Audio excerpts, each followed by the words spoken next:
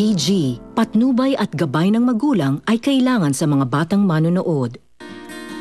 GMA News and Public Affairs.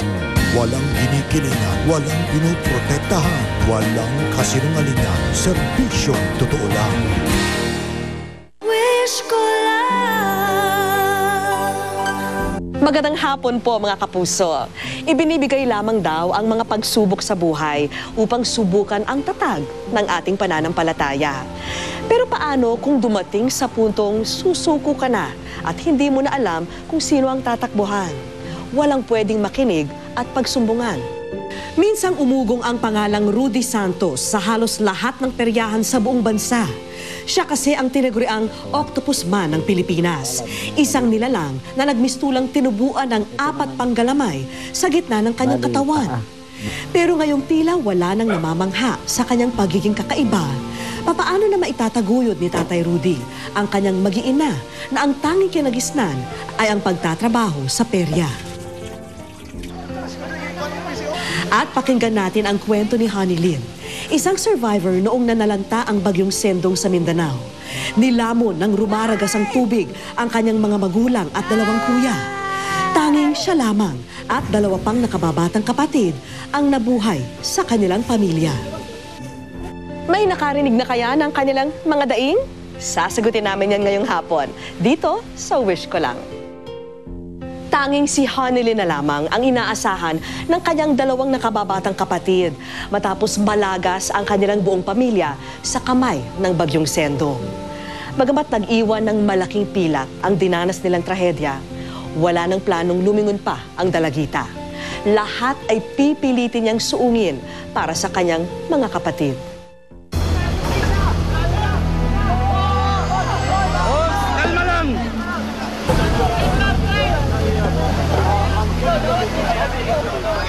Taong 2011 nang hagupitin ng bagyong Sendong ang Mindanao. At isa sa pinakamalalang napinsala ay ang Iligan City. Halos 300 katao ang nasawi sa Iligan pa lamang. Samantala, libo-libo pa ang nasaktan, nawalan ng tirahan at naapektuhan ng kalamidad. Kasabay sa pag-anod ng tubig ang pagkalunod ng kanilang mga pangarap.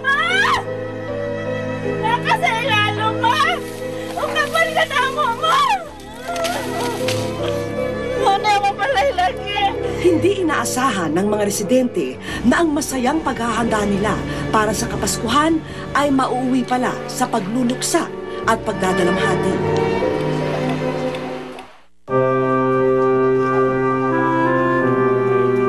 Ilang tulog na lang at Pasko na. Pero para sa pamilya ni Honey, sa dampi ng hangin lang nila ito ramdam. Gagawin ko sa inyo, wala akong trabaho ngayon eh. Ang kalagayan ko ngayon eh. Ay, okay na. Sanay na kami na hindi yung grande yung Noche Buena. Taon-taon naman. Tsaka, di ba, sabi nga nila, mas importante yung kompleto pamilya tsaka malaya tayo sa sakit. Eh, talagang kapatid ko na to, drama-drama mo. Pero tama ang kapatid mo. Basta magkakasama tayo, ayos na yun. Yung iba nga dyan, masasarap ang handa. Pero hindi naman sila masaya, di ba? At tayo, masasaya tayo. Tama! Tama! At ang mahalaga siyempre, magpasalamat tayo at hanggang ngayon, mayroon tayong pagkain, di ba? Di ba? Tama yan tayo kahit na pangat, no? Masarap yun. Abutin pa ba natin ang pangal, yung ating ulam? Sana. Tama na nga yan. Kain na kayo at lalamig na ang pagkain. Pwede kumain. Nananatiling masaya at buo ang pamilya ni Honey. Dahil sa kabila ng hirap na kanilang dinaranas, positibo ang pananaw nila sa buhay.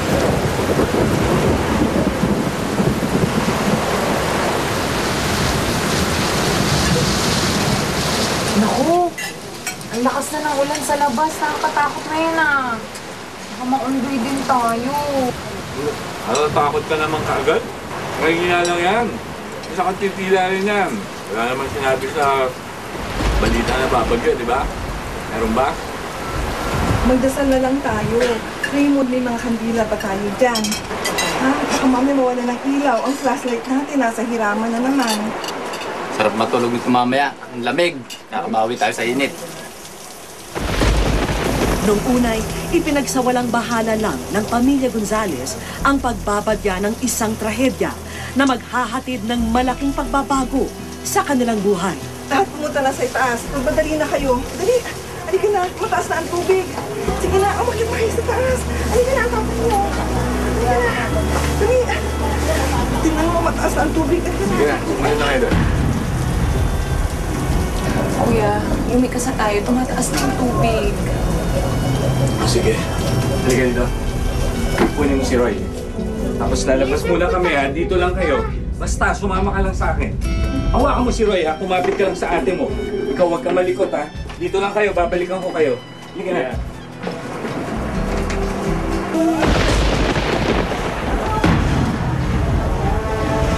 Patuloy ang pagbagsak ng ulan.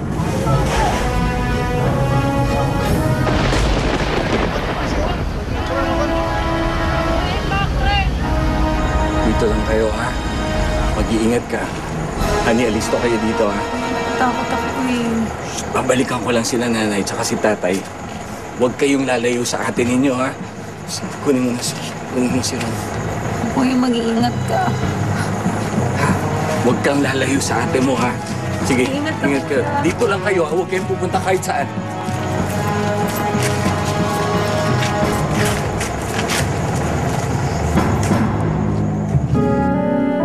Sina Honey nag-iintay sa pagbalik ng kanyang kuya. Sinubukan ni Honey na tawagan ng kapatid, ngunit hindi niya ito makontak.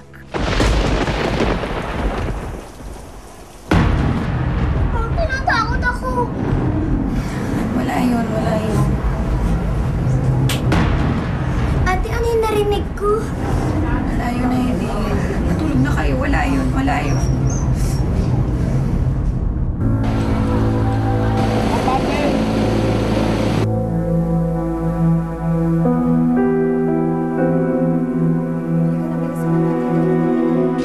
Pagputok ng umaga, agad tinungo ni Honey ang kalapitbahay kung saan nila natanaw ang iba pang miyembro ng kanilang pamilya.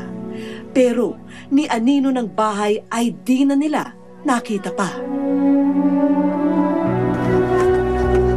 Nay!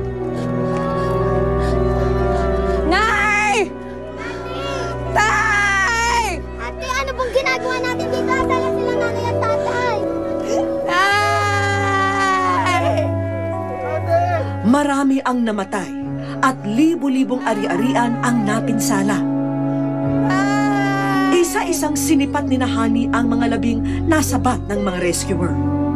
Ngunit wala sa mga ito ang kanyang mga kadugo.